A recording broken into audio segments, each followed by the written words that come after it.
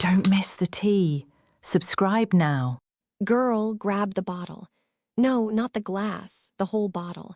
You are going to need it because I am still traumatized from why I ghosted old man. You remember him, the 33-year-old I thought was mature. Instead, I was babysitting a toddler in a midlife crisis.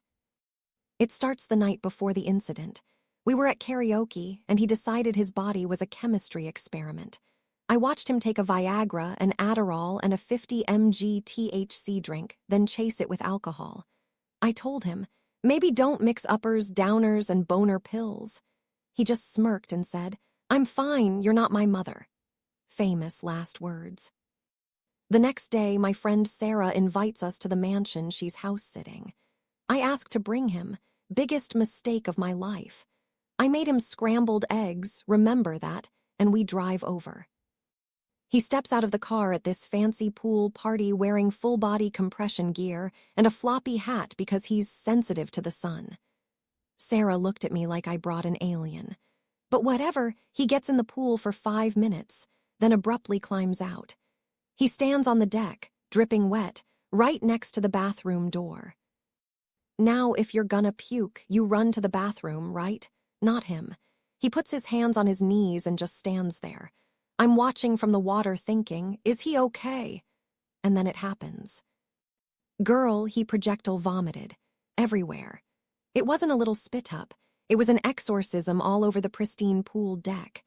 And the smell? A vile mix of tequila, stomach acid, and those scrambled eggs. It smelled like sulfur and death at my friend's boss's mansion. I jump out, screaming, the bathroom, go to the bathroom.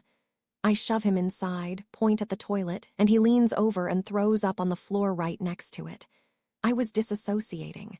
Sarah is like, he needs to leave. I drag him to my car, and he stops halfway down the driveway to puke again on the walkway. A literal trail of destruction. The car ride home smelled like regret. I was so grossed out, the ick slapped me across the face. I get him to my apartment, push him inside, and say, lay down, do not die. I couldn't stand to be near him, and I felt awful for Sarah, so I left him there and drove back to the mansion to help her scrub puke off the patio for 2 hours. When I finally finished, I texted him, are you alive? He replies with emojis. First, I'm not throwing up anymore. Then, thumbs down, I shit myself. I shit myself. My heart literally stopped. You have to remember something crucial. This man sleeps fully naked. No boxers, no pajamas, and he was in my expensive sheets. Panic set in. I text back. Did it get in my bed? He replies, yes, but I cleaned it up, grinning face with sweat. The sweaty smile emoji. I screamed at Sarah, I have to go home right now. He pooped in my bed. I broke speed limits getting back. I was praying it was just a skid mark. Maybe he caught it in time. I burst into my apartment. He was gone, but the smell hit me instantly. I walked into the bedroom. The duvet was pulled up, looking all innocent. I walked over to the side of the bed and peeled back the covers. I need you to brace yourself for what I saw. He did not clean it up. He had explosive liquid diarrhea all over my fitted sheet. And when he said he cleaned it up, he meant he took one of my fluffy white bath towels and tried to rub it out. He literally rubbed the poop into the mattress like finger paint.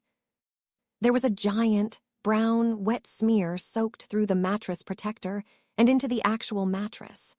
The dirty towel was just balled up on the floor. This 33-year-old man, who told me I wasn't his mother, soiled my bed like an infant. I couldn't stay there. I locked the door and slept at Sarah's. The next day, we went back with rubber gloves. I threw the sheets, pillows, and duvet straight into the dumpster. Then we rented an industrial upholstery cleaner and spent 4 hours scrubbing the mattress with enzyme cleaner just to get the psychological stain out.